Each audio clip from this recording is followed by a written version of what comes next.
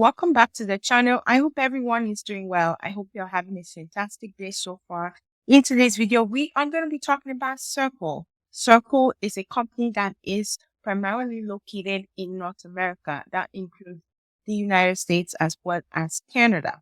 So what exactly do they do? So they are more of a consulting company that help to bring different services for different organizations that are looking to vendor different services within their organization to external consultants. So an example of that is the Department of the US government may be interested in vendoring some services out. Serco will definitely jump in those type of opportunities, submit their proposal to get those jobs. And then once they have those contracts, sometimes it could be 3 years, 4 years, 5 years. In some cases, those contracts are indefinite. They are open forever. They can then hire people to come in and take those jobs. So right now they have multiple roles open that we're going to be talking about. They have specialists as well as analyst positions. We're going to be checking them out. One thing that I do want to call out with Serco is that they offer telecommute positions, so which means that they offer you the opportunities to work from home, which I know a lot of people are always interested in. And one other call out with Serco as well is that oftentimes they ask for DoD security clearance. And what exactly does that mean?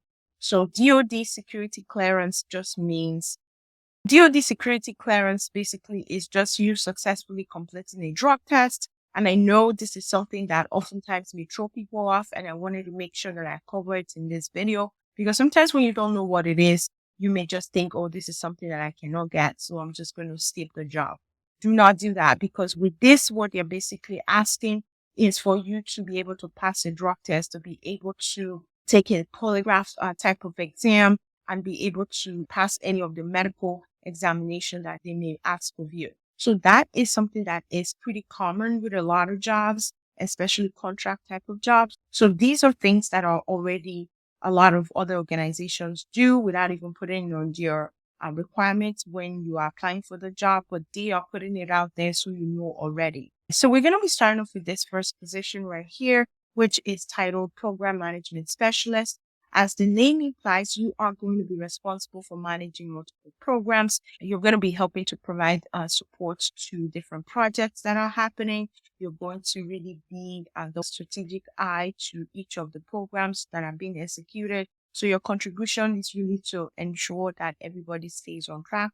So this position is you're going to be overseeing and managing different programs. You're going to be coordinating different cross-functional teams. You're going to be helping to make sure any type of complex or challenges that may arise, ensuring that those challenges are remedied or resolved, or at least a compromise is reached, making sure that people are actually working their parts of the project to make sure everything comes together successfully, helping to sort of be that middle party to triage different communications that may be going on, really making sure that everything is within what budgets, also making sure that people are doing all that is expected of them and they are doing it on time.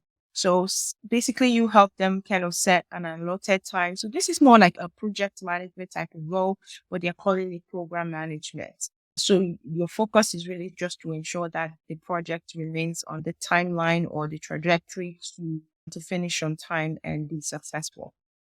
So with this position, they're asking for you to have a bachelor's degree and also an active DoD, like we talked about. They want to make sure that you take a drug test. They want to make sure that you have your physical done already, etc. Excellent communication and interpersonal skills, someone who has strong organizational skill set, etc. That is this position.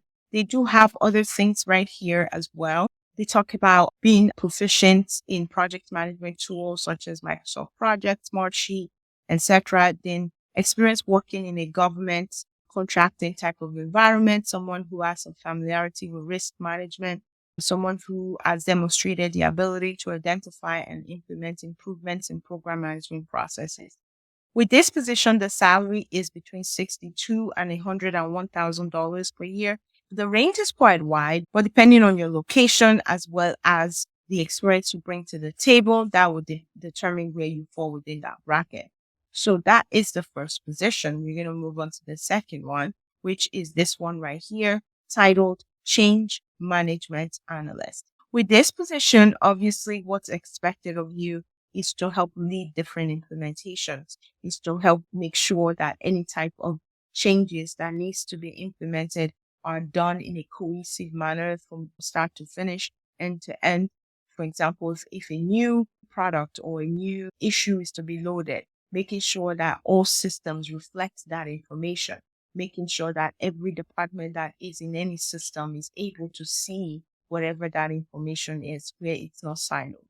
Kind of ensuring that everything goes well, making sure that any type of issues around the change process, having meetings with different departments, working with different departments to make sure that everyone is playing their part in implementing different changes that may occur. And in some cases, you may have to create a submission protocol around how changes get sent over to you, and then making sure that those changes have like steps after you to ensure that they get taken care of.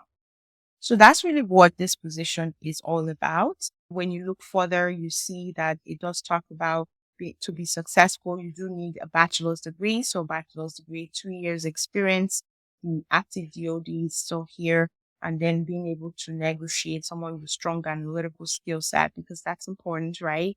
How do you communicate the different changes to people? How do you translate data into digestible formats? And it's always in the form of presentation. So very essential. And then they also talk about other preferred qualifications that they are looking for. You can see them over here. These are more soft skills, someone experienced in government or defense. They talk about knowledge of best practices, someone who's able to thrive in a fast-paced type of environment, etc. For this position, the salary is a little lower. It's between $56,000 and $84,000 per year.